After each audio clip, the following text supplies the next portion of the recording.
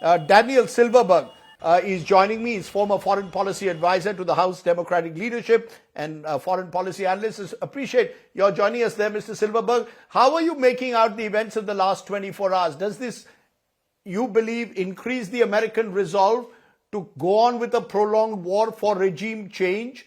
Or do you believe, having achieved the assassination or having resulted in the assassination of Khamenei, the Americans will wait and watch to see what happens next? Or do you expect them to go even harder at the Iranians now?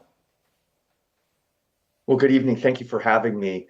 I think it is difficult to assess at this point something called American resolve, because there is no moment of unity that has happened in the past in Washington. If you think about previous moments, particularly after 9/11, when the US was attacked and members of Congress joined together, regardless of their views of the use of force, they said, God bless our troops who are in harm's way.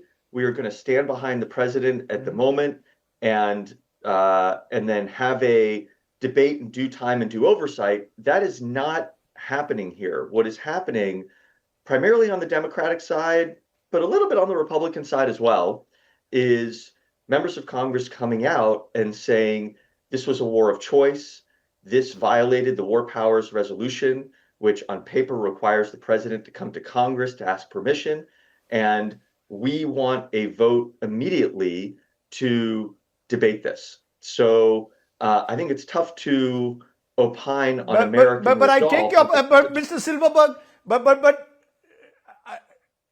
I take your point, Mr. Silverberg, but as we've seen both in June, when the US targeted Iranian nuclear facilities, and now here in the month of March, Donald Trump doesn't seem to really care whether Congress gives him permission or not.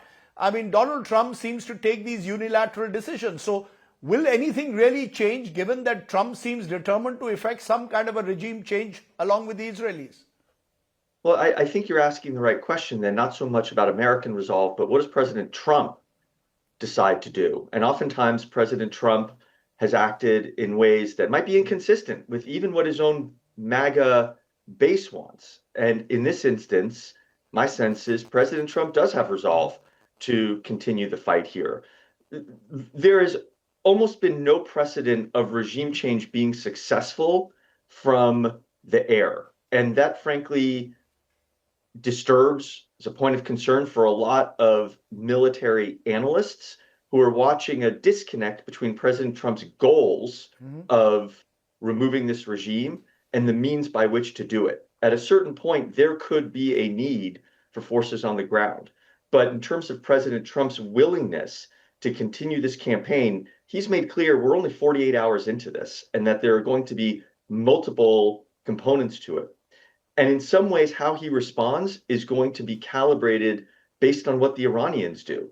The fact that there was just a missile that got through Israel in Beit Shemesh will, I think, impact President Trump's calculus of how hard he pushes further against the Iranians. Are you very clear? Is there any possibility of those ground operations, or do you believe that President Trump would like this to, any uprising against the regime will have to be internal? Will the Americans agree to a ground operation, or will Trump sanction a ground operation in your view? A quick answer, sir. I don't think so for the time being. I think President Trump is doing everything he can to set the table for the Iranians to find a new leader. And you're already seeing that politicking taking place. There was an extraordinary article in The Atlantic over the weekend with former President Ahmadinejad emerging as the one saying, I can be the Delcy Rodriguez, the Venezuelan vice president who works with the US. I can be that character in Iran. So I think President Trump is likely hoping not to cross that red line of sending in ground troops unless the table has so been set that it is safe for American forces to get on the ground. But I don't think anyone wants that to happen.